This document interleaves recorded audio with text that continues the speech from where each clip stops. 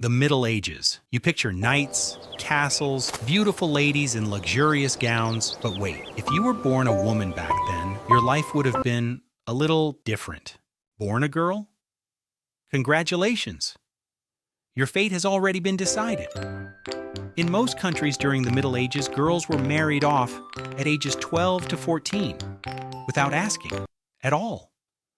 Your father negotiated with your future husband as if it were a business deal. You were part of the deal, along with the land, livestock, and dowry.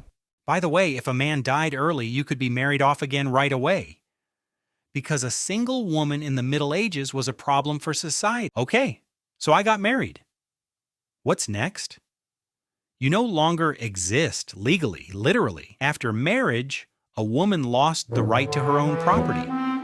Everything you owned, your house, your money, even your clothes, went to your husband. You couldn't sign a contract. You couldn't file a lawsuit. You couldn't inherit land. Do you think you can at least relax at home? A medieval peasant woman's day began before dawn.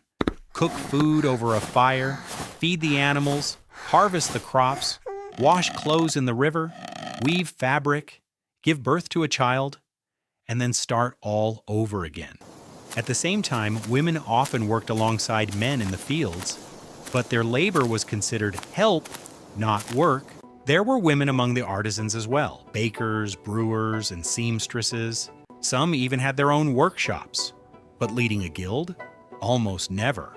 Maybe noblewomen had it better? In part, yes. They didn't do laundry in the river or harvest crops, but instead they lived in a gilded cage. A noblewoman was a political tool for her family. She was married off to forge alliances between states or clans. She was expected to manage the castle while her husband was at war. Sometimes she even had to defend it against a siege. But to think for herself? To decide the fate of her children? That was none of her business.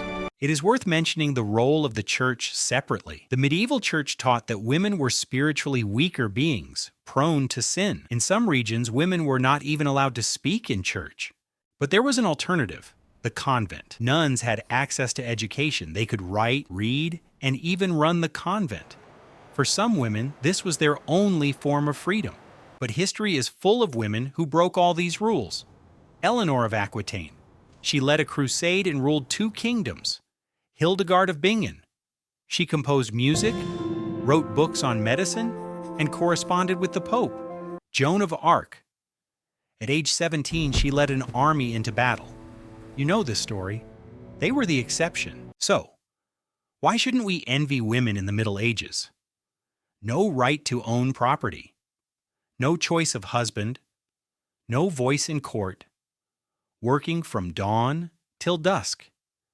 Facing the risk of dying in childbirth, and living in a society that considered you second class from birth. But even under such conditions, women loved, created, fought, and survived, and some of them changed the world. If you like this story, give it a like. It helps the channel grow. See you in the next video.